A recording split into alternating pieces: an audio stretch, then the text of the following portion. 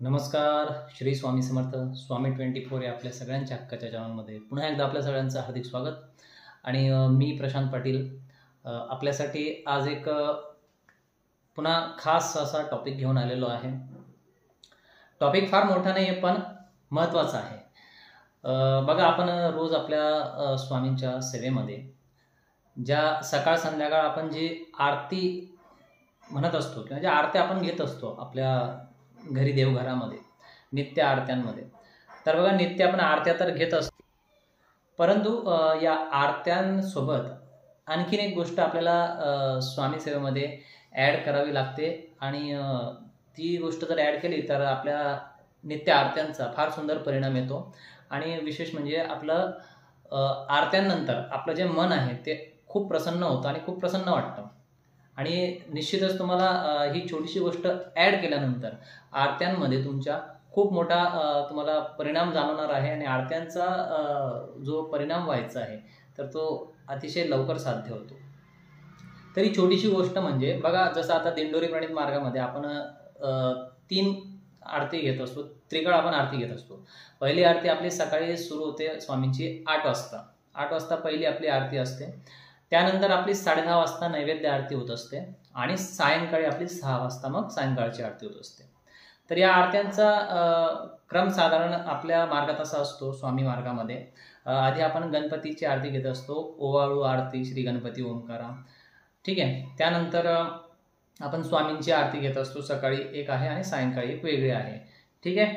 आरती ओवाळू श्री स्वामी समर्था, okay, स्वरूप दिगंबर अजानुबाहू, ही आरती आपण सायंकाळी घेत असतो. त्यानंतर आपण दत्तगुरूंची आरती घेत असतो, भगवान नारायणांची आरती घेत असतो आणि शेवटी आपण गायत्री मातेची आरती घेत असतो. हे आपल्या दिंडोरी प्रणित मार्गामध्ये स्वामी सेवेमध्ये आपला आरत्यांचा क्रम हा या प्रकारे असतो, ठीक आहे. तुम्हाला आरत्यांचा क्रम माहिती नसेल तर तसंही मला सांगा, मी तुम्हाला त्यावरच एक छोटासा व्हिडिओ देखील बनवून देईल. आणि ह्या आरत्या झाल्यानंतर किंवा आता हल्ली तुम्ही तुमच्या घरामध्ये ज्या काही आरत्या घेत असणार, परंतु जेव्हा तुमच्या 2-3 आरत्या ज्या तुम्ही घेत असणार त्या सगळ्या आरत्या संपल्या की शेवटी आरतीनंतर आपल्याला मंत्र पुष्पांजली म्हणावायची असते. ही मंत्र पुष्पांजली आपल्या स्वामींना फार प्रिय आहे मित्रांनो. आणि त्याचे बोल एवढे सुंदर आहेत की तुम्हाला ते म्हणजे म्हणत असताना असतो मला स्वामी साक्षात समोर उभे आहेत आणि आपण स्वामींसमोर ही मंत्र पुष्पांजली म्हणत आहोत आणि त्यांच्या चरणी अर्पण करत आहोत, असा भाव तुम्हाला नक्कीच येतो. प्रत्येक दिंडोरी प्रणित केंद्रामध्ये देखील आरत्या सगळ्या झाल्यानंतर शेवटी सामूहिकरित्या ही मंत्र पुष्पांजली म्हटली जाते. आणि मंत्र पुष्पांजली म्हणत असताना सगळ्यांच्या हातामध्ये जे फूल दिलेलं असतं ते फूल घेऊन मंत्र पुष्पांजली म्हटल्यानंतर ते फूल गोळा करून सगळे फुलं स्वामींच्या चरणी वाहिले जातात. तर या प्रकारे आपण स्वामींच्या चरणी मंत्र पुष्पांजली अर्पण करत असतो. स्वामी खूप प्रसन्न होतात याच्याने. तर ही छोटीशी मंत्र पुष्पांजली आहे, 6 कडव्यांची फक्त आहे. काही सेकंद अवघे लागतात किंवा फार फार 1 मिनिट लागतो ती म्हणायला. तर ती मंत्र पुष्पांजली कशी आहे त्याची तर ती मंत्र पुष्पांजली मी तुम्हाला या व्हिडिओच्या डिस्क्रिप्शन बॉक्समध्ये दिलेलीच आहे. तुम्ही ती कॉपी पेस्ट करून शकता, लिहून ठेवू शकता आपल्याजवळ. 7-8 दिवस तुम्ही वाचून देखील म्हटली तर ती सहज पाठ होते, ठीक आहे. फार कठीण नाही आहे. हल्लीला मी तुम्हाला ती मंत्र पुष्पांजली डिस्क्रिप्शनमध्ये देत आहे. आणि ती म्हणायची कशी, तर ती फक्त वाचायची नाही आहे म्हणायची म्हणून. तर तिला एक विशिष्ट अशा आपण जर तिला एक चाल दिली किंवा विशिष्ट असा भाव जर त्याच्यामध्ये दिला तर ती नक्कीच स्वामींचरणी अर्पण होते. तर ती कशी म्हणायची आहे मी तुम्हाला थोडक्यात म्हणून दाखवतो. त्यानंतर तुम्ही ती कॉपी पेस्ट करून पाठ करू शकता, ठीक आहे. बघा, मंत्र पुष्पांजली म्हणताना आपल्या हातात जो आरतीचा दिवा असतो तो खाली ठेवू नका. आरती तशीच स्वामींसमोर धरून ठेवा, आपल्या देवासमोर धरून ठेवा आणि ती आरती धरूनच डोळे मिटून तुम्ही मंत्र पुष्पांजली म्हणू शकता. बघा, ती म्हणण्याची एक साधीशी टोन कशी आहे मी तुम्हाला मंत्र पुष्पांजली आता म्हणून दाखवतो.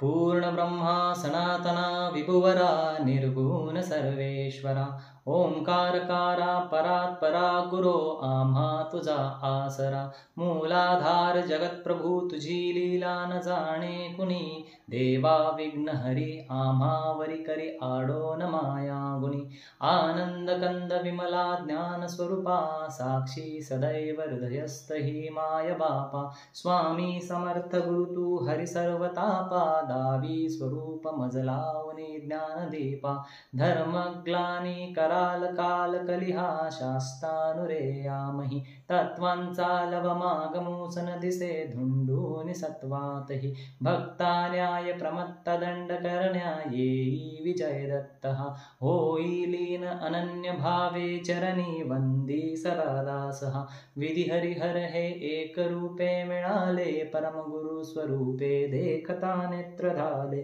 अनुपम तव प्रीति लीन होता ते भक्त तव पद धनि देशी धन्य तू एक दत्त परमात्मा पुरुषोत्तमा गुणतिये नारायणा श्रीधरा लीला विग्रही सूत्रधार हृदयी राहुनिया आचरा ज्ञाते भाव सरो सदैव विसरो हा जीव तो दूसरा अर्पितसे सुमनांजलि तव पदा प्रेमे जगद्गुरुवरा ब्रह्मा इंद्र सुरासुर प्रतिदिनी प्रार्थित तुझे आपदा ओंकार स्वरूपा तू वेद जननी दुर्वीना कदा भावे जा भजता भिवनि पळती दैन्यादि सर्वापदा गायत्री सुमने नमो करी कृपा आम्हावरी सर्वदा।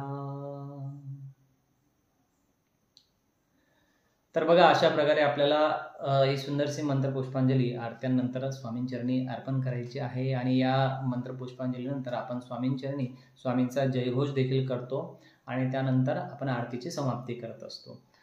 ठीक आहे, तर ही मंत्रपुष्पांजली तुमच्या नित्य आरतीमध्ये नक्कीच ॲड करून बघा आणि तुम्हाला काही दिवसात काय इफेक्ट येतो, काय परिणाम येतो तो मला नक्की कमेंट करून कळवा। काही अडचण असेल तर मला तसंही कमेंट करून कळवा, मी तुम्हाला नक्की उत्तर देईल। आणि कृपया एक विनंती आहे, जर कुणी आज आपल्या चॅनलवर प्रथम असेल, पहिल्यांदा आला असेल तर कृपया ही आपलं जे चॅनल आहे स्वामी 24 हे जे चॅनल आहे कृपया सबस्क्राईब करून घ्या आणि व्हिडिओला मोठ्या प्रमाणात शेअर करा, लाईक नक्की करा आणि आपल्या इतर मित्रांपर्यंत किंवा आपल्या इतर नातेवाईकांपर्यंत देखील आपले व्हिडिओ नक्की पोहोचवा। स्वामी आणि स्वामींची सेवा इतरांना देखील कळू द्या, ही देखील एक प्रकारची स्वामी सेवाच असते। ठीक आहे, भेटूया पुढच्या व्हिडिओमध्ये, तोपर्यंत काळजी घ्या आणि स्वामी सेवा नक्की करा।